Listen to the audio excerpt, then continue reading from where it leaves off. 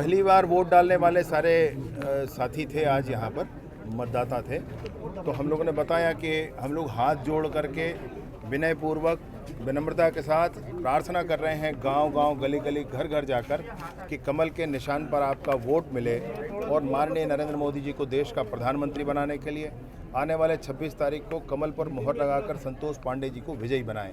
यही प्रार्थना हम लोगों ने इनसे भी की। विद्यार्थियों ने कई जिज्ञासा भरे सवाल किए, आपने बहुत गजब के विद्यार्थी और गजब के सवाल।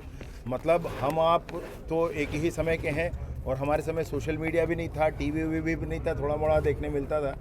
तो आज के युग में बड़ा परिवर्तन है, बहुत तेज हैं सब लोग और बहुत उनका लेवल भी बहुत हाई है, बहुत हाई है। चलिए, कम से कम उन्होंने ये तो माना कि घोटाला हुआ है। मैं आपसे ये कहना चाहता हूँ कि संपूर्ण चीज़ें बदल दी गई। वो झूठ बोल रहे हैं, आरोप लगा रहे हैं, पूरी चीज़ें बदल दी गई। एक बार आप सभी से मैं आग्रह कर लूँगा, एक बार मंत्री महोदय से भी, माननीय मुख्यमंत्री जी इस विभाग के मंत्री हैं, उनसे भी बात कर लेता हूं और एक बार बैठकर आप सब चर्चा कर लें। एफआईआर में उनका नाम है, समझना चाहिए उनको इस बात को। और जितनी ताकत से कार्रवाई अभी हो रही है इन सारे विषयों पर, उसको आप समाचार पत्रों में और आपके स्वयं चैनल के माध्यम से देख सकते हैं।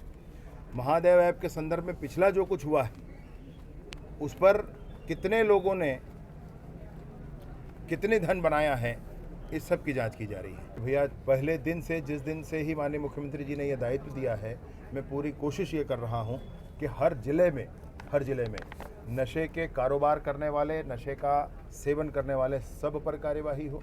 विशेष रूप से इंजेक्शन वाला नशा, जिसमें गंध नहीं होता है, 3-4 दिनों तक दिमाग घूमते रहता है, तब आदमी चाकूबाजी करता है, कुछ भी करता है, तो वो वाला। बाकी सूखे नशा, ये सब कुछ बंद होना चाहिए।